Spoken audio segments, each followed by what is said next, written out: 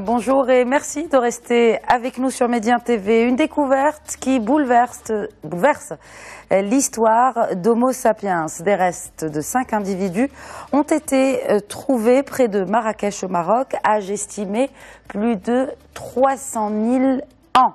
Le plus vieil homme descendrait donc de notre région et le Maroc est vraisemblablement le nouveau berceau de l'humanité, en tout cas de l'histoire de l'Homo sapiens. Pour en savoir plus sur cette découverte, j'ai le plaisir de recevoir Abdelwahid Bensal. Bonjour. Bonjour. Vous êtes donc professeur à l'Institut national des sciences de l'archéologie et du patrimoine ici à Rabat et donc vous êtes également derrière cette grande découverte. Tout d'abord, je voudrais vous féliciter, professeur, pour cette grande découverte pour l'homme, pour le Maroc et pour le continent. Et j'aimerais bien que vous me racontiez un peu l'histoire de comment ont commencé ces fouilles et par qui est dirigée justement cette belle découverte, en tout cas anthropologue. Merci de m'avoir invité. Alors, cette découverte provient d'un site qui se trouve, vous l'avez dit, pas loin de Marrakech. Mais pour être juste, c'est un site qui se situe de manière un peu plus précise dans le sud-ouest de la province de Youssoufia. Ça donnera, disons, de l'importance à cette province, si je puis dire. Alors, deuxième partie de votre question, ce programme, il a démarré en 2004 dans un cadre de partenariat qui implique l'Institut national des sciences de l'archéologie que je représente, et l'Institut Max Planck que représente mon collègue Jean-Jacques Hublin. Donc tous les deux, nous co-dirigeons les travaux dans ce gisement. Et avec nous, il y a une grande équipe, il y a beaucoup de collègues qui participent. Et si je suis là aujourd'hui, c'est en leur nom et j'en profite pour leur rendre hommage. Ils font ce qu'ils peuvent, nous faisons tout ce que nous pouvons. Et je crois que c'est... finalement, ça finit par porter ses fruits. Ben oui, bien sûr, et justement avec cette grande découverte.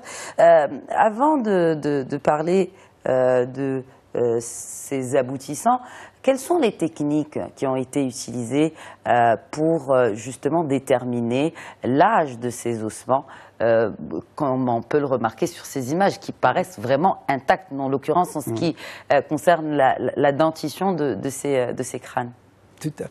Alors, disons, il faut d'abord signaler une chose, si vous permettez, c'est que le site d'Héroud, il est connu depuis les années 60. Et il a été, si vous voulez, découvert de manière fortuite, à notre grand bonheur, on va dire. Premièrement, si vous voulez, il y a une première génération de fouilles qui avait été, disons, qui avait lieu dans ce site pendant les années 60 du siècle dernier, et qui est sorti avec des mérites. Parmi les mérites à souligner, c'est que nous sommes arrivés à situer, si vous voulez, la civilisation à laquelle appartiennent ces hommes, en l'occurrence le paléolithique moyen, ou le moustérien, si vous voulez, pour parler plus simple.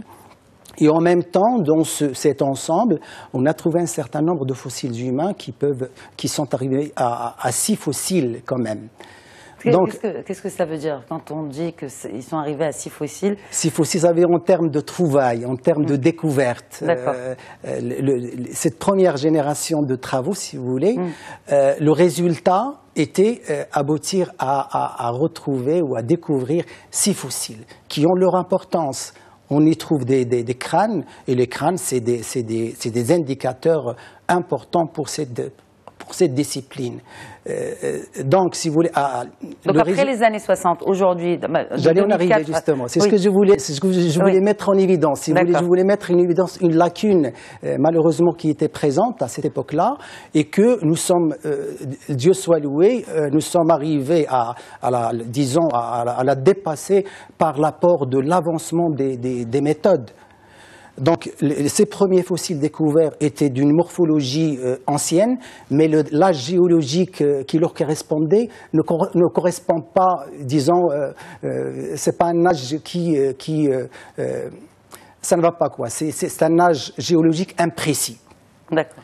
Donc, notre devoir était, de trouver les moyens de répondre à ce manque en termes de datation, en termes de mise en œuvre de datation nouvelle, de techniques nouvelles pour la datation, parce que c'est le premier objectif, c'est pour pouvoir dater les fossiles.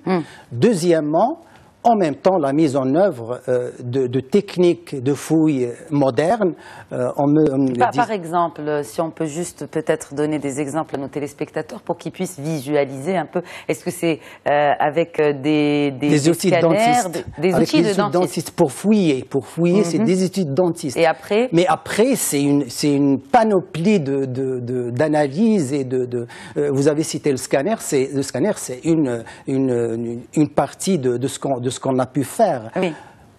Est-ce que c'est vraiment fiable pour définir justement avec certitude l'ancienneté de l'humanité?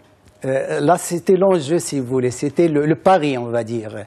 C'est que quand on a engagé ce programme, notre pari était justement arrivé à une date qui va réconforter les fossiles d'Héroud. Parce qu'il en avait besoin, une morphologie qui est visiblement du point de vue anthropologique très ancienne, mais les âges ne correspondaient pas. Donc si vous voulez, le pari c'était trouver une date qui correspond. Et trouver la date qui correspond, il faut mettre en œuvre les techniques les plus avancées. Nous avons utilisé 2 méthodes, la thermoluminescence et l'ESR, et qui sont 2 méthodes les plus à point, disons, au point aujourd'hui, et les deux ont convergé vers les mêmes résultats, les mêmes dates. Nous avons aux environs de 300 000 ans, les 2 dates convergent vers cette date. Donc, il devient, si vous voulez, cette date devient, j'allais dire, à partir du moment où on a mis en œuvre 2 méthodes, elle devient crédible, mais sa crédibilité, elle est davantage confirmée à partir du moment où nos résultats ont été acceptés par Nature. Qui est Nature? Nature, qui est la revue scientifique la plus, on va dire, qui est la nôtre, disons, qui est une revue on va dire la Bible des paléanthropologues. Pas seulement des paléanthropologues, c'est toute la science. Toutes les sciences ont publié dans Nature. D'accord. Franchement, c'est...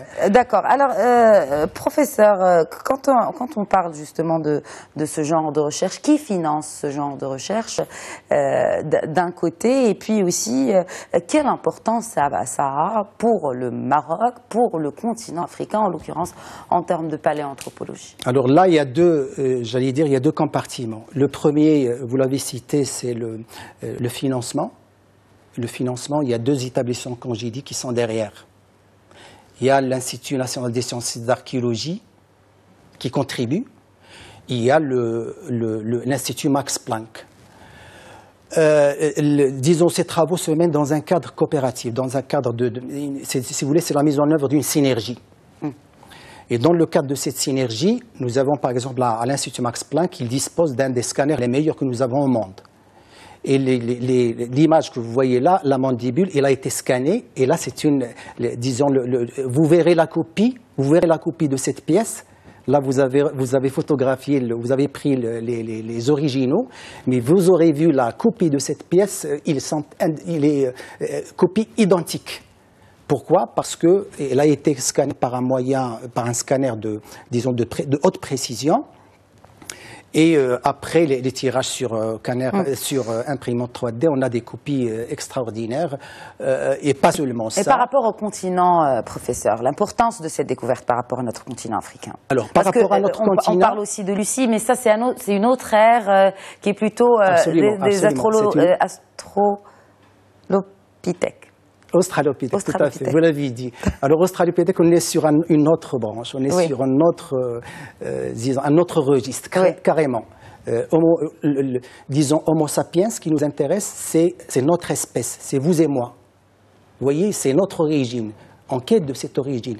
Et cette espèce Homo sapiens, elle fait partie d'un certain nombre d'autres espèces.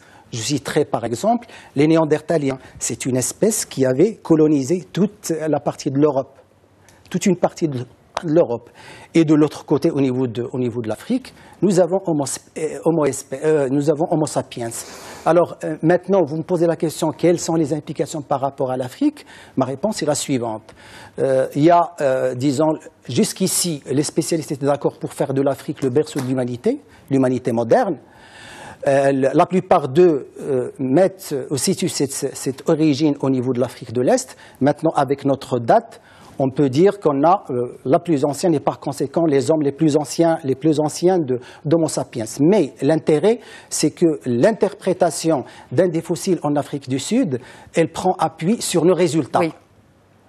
Très bien. C'est sur ces mots, la discussion, j'imagine, est encore très longue, très intéressante. En tout cas, encore une fois, félicitations pour cette trouvaille, Merci professeur. beaucoup. Merci d'avoir répondu à l'invitation de Médien TV. Merci à vous de nous avoir suivis. Excellente suite des programmes sur notre antenne.